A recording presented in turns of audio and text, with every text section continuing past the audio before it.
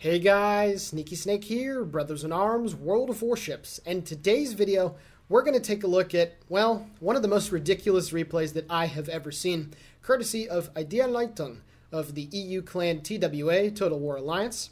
He's playing in the Moskva, the Tier 10 Soviet heavy cruiser, and he's playing by himself in some domination here on the map Northern Lights. So if you'd like to send a replay into us, please send it to BIAworldofwarships, all lowercase, @gmail.com. Please include the replay file, post-game screenshots if you have them, a brief description of the battle, and then if you'd like myself or Spider to do the commentary, you can also request for that in your submission.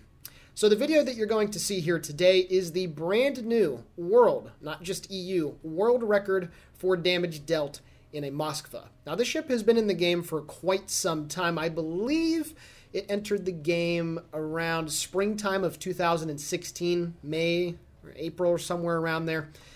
So it's been in the game for quite some time. And this was the first, well, I guess big-gunned cruiser in World of Warships with 220mm guns, with, of course, the stellinium shells for the AP and the very good performing high explosive shells with the HE.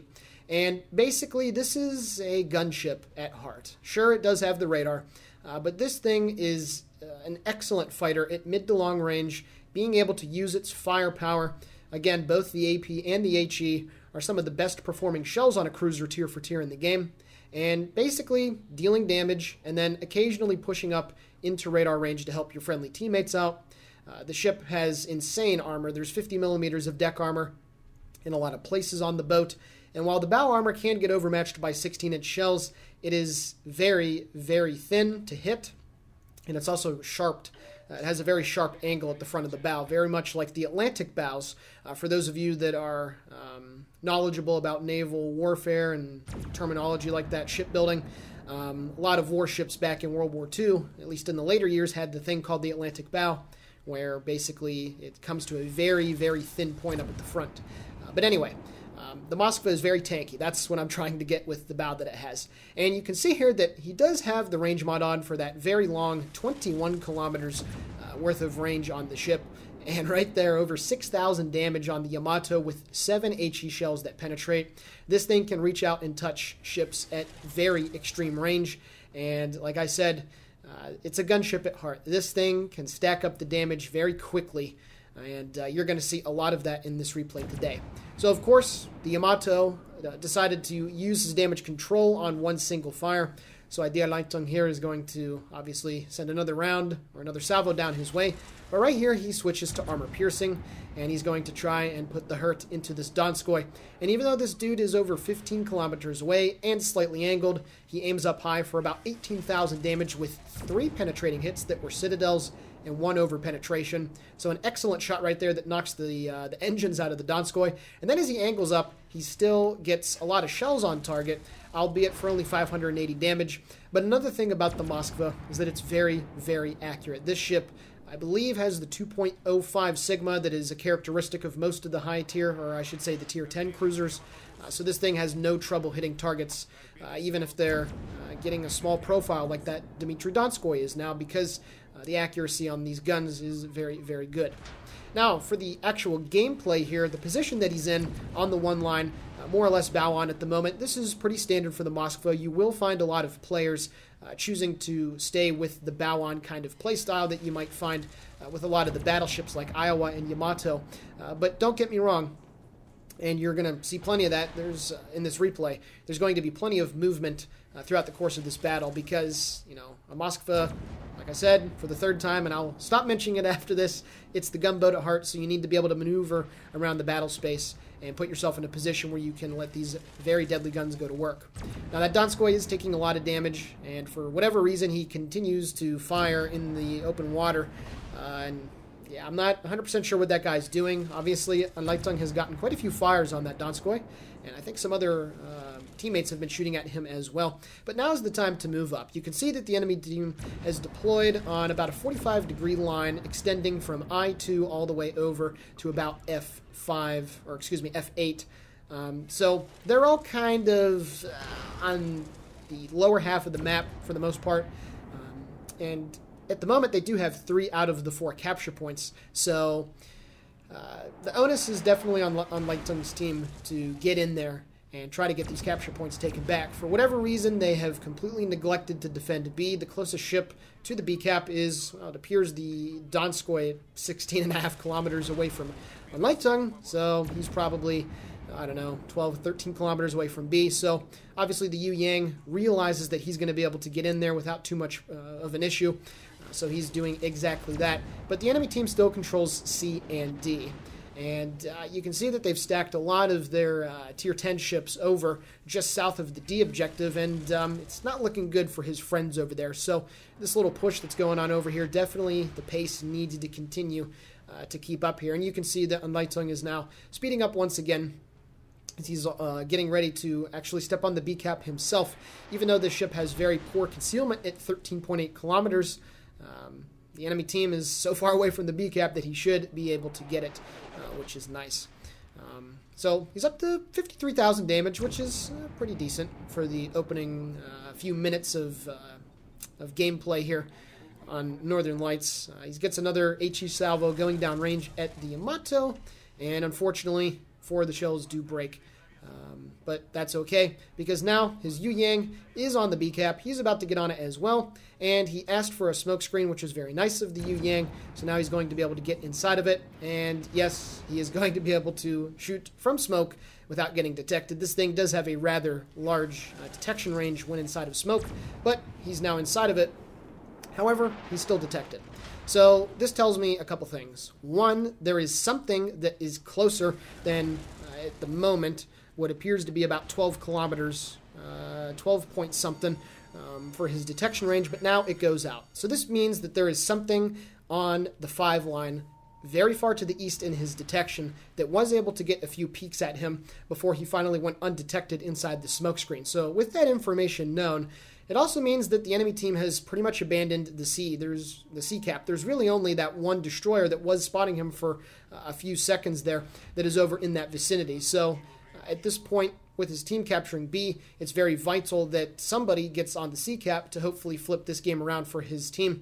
And as I alluded to, here comes some torpedoes into the smokescreen from the direction that I pointed out. And you can see, guys, you just don't need RPF to be able to tell where undetected enemy ships or destroyers are. You can definitely do so by knowing your detection ranges and taking a look at the minimap. It's not that difficult, but then again, yeah, I'll stop there. He picks up the assisted base capture, but unfortunately his team is down 284 to 647. They've lost 3 boats, while the enemy team has only lost 1. But now the Vanguard is going to get on the sea cap. And if there is one map, well, I guess 2, North and Northern Lights, where you can make a pretty decent comeback with your points by getting on caps, it is this one for sure, because not too much longer, his team is going to have 3 out of the 4 capture zones secured. So even if they do lose a couple more friendly ships, they're obviously going to be making up this points deficit to a reasonable degree, and they're going to have a chance to be able to come back. Now you can see here he's shooting at the Friedrich der Grosse, that Tier 9 German battleship. Gets some armor-piercing shots going down range. And the next one that goes down, there we go. 4 penetrations for about 9,000 points of damage. And that was at a pretty decent range of about 14, 15 kilometers, once again showing the immense potential that these armor-piercing shells have. Now, unfortunately, he has to turn broadside here as both a Bismarck and the Grosse Kurfürst managed to shoot at him. So at this point, you just got to grab your belt and pray that it's not going to be too bad, and about 7,100 damage there from the Kurfürst. So IDEAnLeiTung is going to be A-okay, as he is using one of his heals. And that was probably, well, it was definitely the most questionable decision that he's made so far in this replay. But, you know, you got to make that turn, because turning bow on to the right there, in my opinion, would have been an even worse decision, because then you would have just been closing the distance more and more to all those enemy ships that are stacked up just south of the D objective. So he had to flash the broadside to get out of dodge, and I guess I should have said, while it may have looked questionable, I think that was his best play. So now he's in a position to do something that a Moskva generally does not, and that is being able to stealth fire over a couple of islands, in this case at the enemy ships that are dispositioned south of that D objective. It's 412 to 703. There's still 9 ships left on his team and only 1 ship killed on the enemy team, but you can see that the point totals are coming back a little bit. His team is now down by less than 300 points, but unfortunately the Vanguard is pushing out into all of those dudes, which, boy, that's not going to do anybody any good. Unfortunately, he will be kicking the bucket here. A pretty good salvo of about 6,000 on that pretty heavily angled Worcester down there, which was pretty funny. But yeah, he's just going to sit in this position as the Lightning's torpedoes manage to take care of the Vanguard. About 7,000 right there on that somewhat broadside Musashi as he cracks 100,000 points of damage. And he also has almost 2 million potential damage if you guys lost track of that, which is, for any cruiser, a very respectable total. But it appears that the Musashi did use the damage control on that single fire, so of course he's going to switch back to the high explosive, and this is going to be the time where the HE decides, you know what, screw you, I'm not going to give you the fires that you need. We'll see on this next salvo. Goes down range, and of course, no cigar. But that's okay. So he's just honestly going to continue to sit here and farm damage. And you might think to yourself, well, Sneaky Snake, as he finally gets a fire there on the Musashi, is he really doing all that he can to help his team out? Well, like I have... actually, no, I'm not going to mention that again, because I told you guys that I wouldn't.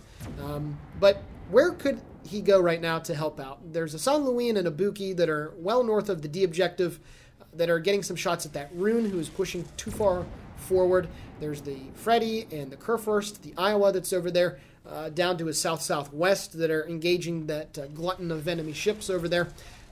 So if he was, I guess, more southeast, maybe in a bow-on position towards those enemy ships, it really wouldn't be an ideal position, because then they could all start to focus him down. And even though the Moskva does have that great deck armor and the very sharp bow, when it comes under sustained fire, much like any other ship in the game, it does not stand up very well to it. He gets another fire, and there we go. San Luis does manage to finally finish off the Rune, but the Z-52 kills off the Yu Yang. So his team now has 7 ships remaining.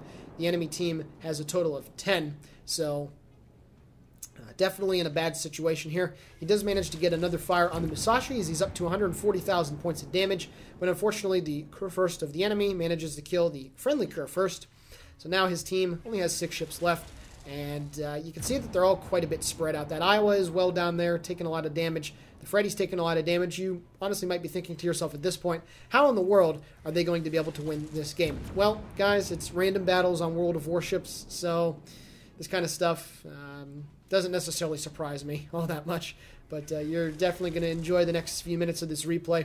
You can see that the enemy team has made the proper play in this situation. Since they were all crowded around the D objective, some of them decided to move back to the west to try and get on the C cap. So a very good play by the enemy team, as they have 847 points, but like I've already mentioned, because IDEANLeiTung's team has 3 of the 4 capture points, even though they've lost a few ships, this game is still plenty... well, maybe not plenty winnable, but it still is winnable, and that's just due to the fact that this is kind of how North is. Now, he does decide to load some cheeky AP, and he gets a technical blind salvo off right there as the Worcester went undetected about half a second before, and oh boy, there we go. 3 Citadels, 4 Overpens, a very, very meaty salvo there on that American light cruiser, which can be a tough nut to crack broadside. You'd be very surprised how often a Worcester eats overpens and pen damage on the broadside. But at this point, the enemy team does have a couple destroyers on the C objective. He does decide to use his radar. It doesn't appear that he has the radar extension, or maybe he does.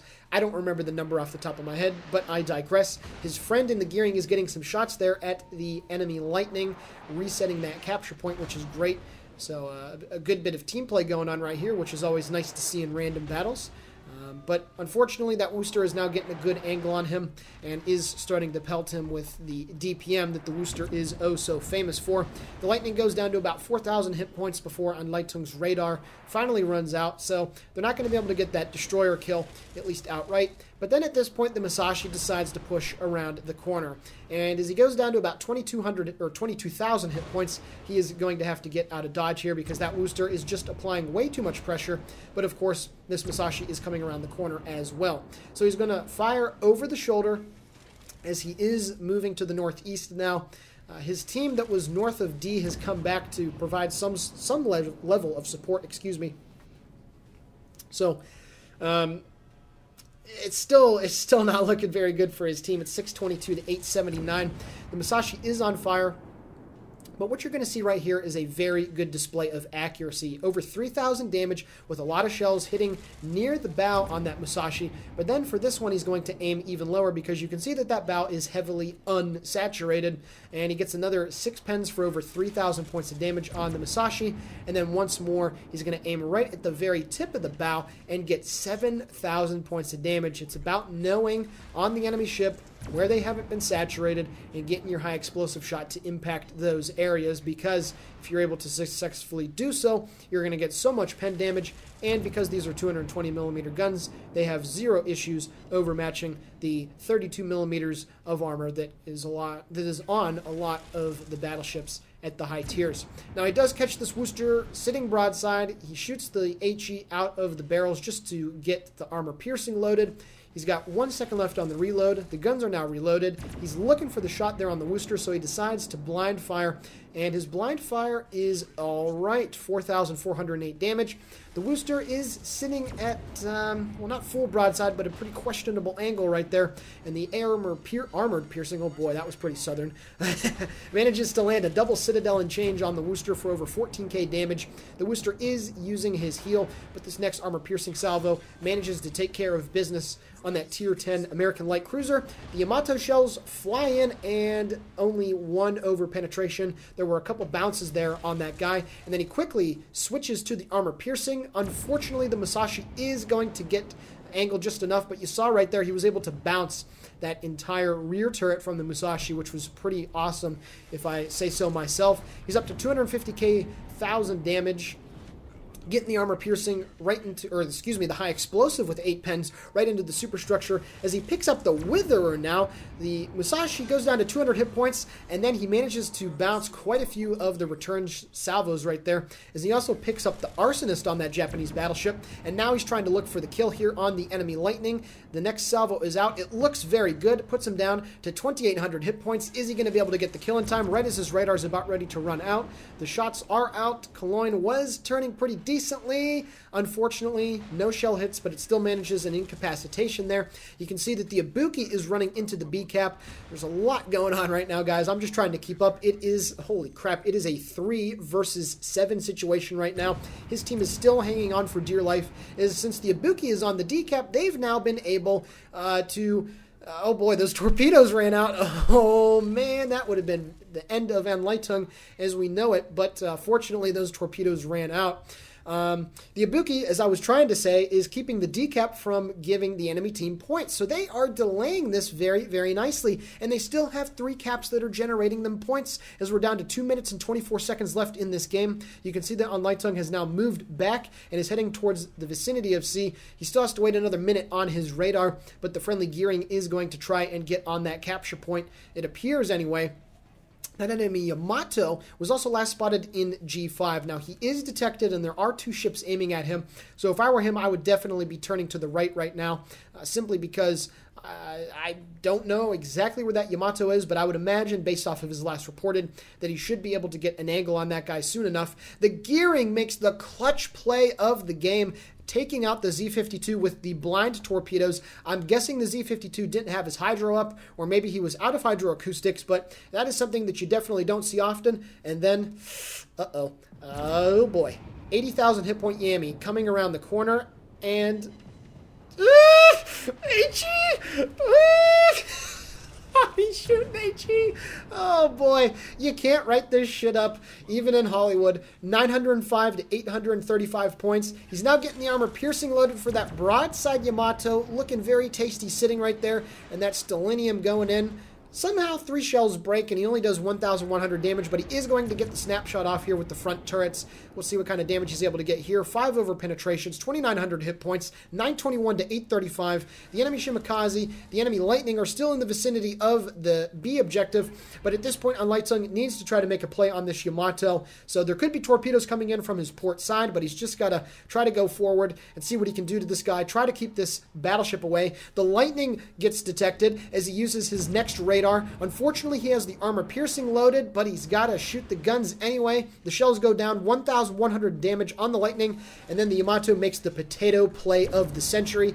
Still shooting HE as he gets a 27 burger right into the Citadel. Holy shit, this is unbelievable. He's cracking 302,000 points of damage and 3 million potential, 11,600 damage with another double Citadel, armor piercing into the side of this Yamato. Now he's going for the cheek.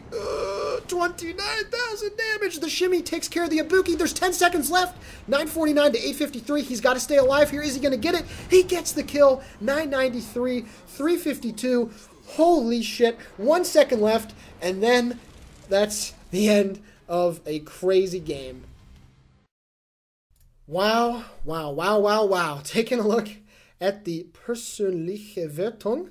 He managed 797,000 credits, 16,500 experience, and 12,000 free XP, picking up, well, let's see here, Arsonist, Dreadnought, Witherer, and High Caliber, dealing 352,276 points of damage off of 313 shell hits. He sank 3 enemy ships, had 16 fires, 21 citadels, 1 assisted base capture. Taking a look at the Teamwertung, he managed to finish top of the team, of course, with 3,302 base experience.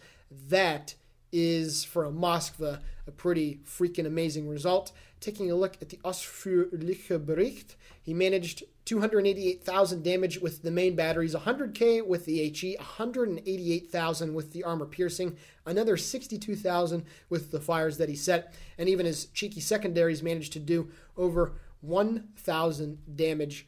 Holy crap. Also picking up 3,200,000 potential damage and maneuvering around 63.6 kilometers, showing the good ability of the Moskva to maneuver around the map and get to where it needs to be. And then he also tanked 98,200 damage using that very large hit point pool of the Moskva to good work. So, IDEAnLeiTung, thank you so much for sending in this replay. This was honestly pretty sweet. I didn't think that it would get that intense at the end and that I would literally be screaming into the microphone, but yeah, if that was me in that situation, that would have definitely been pretty crazy. And I hope I didn't butcher those German words too bad. But thanks, man. Thank you for sending this in. I hope you enjoyed my commentary on it. And for all of the rest of you out there, I hope you enjoyed this commentary and this crazy Moskva replay as well. With that being said, this is Snek for BIA World of Warships signing off. Guys and gals, as always, thank you for the support. Thanks for liking, watching, and commenting on our videos. And have a fantastic day.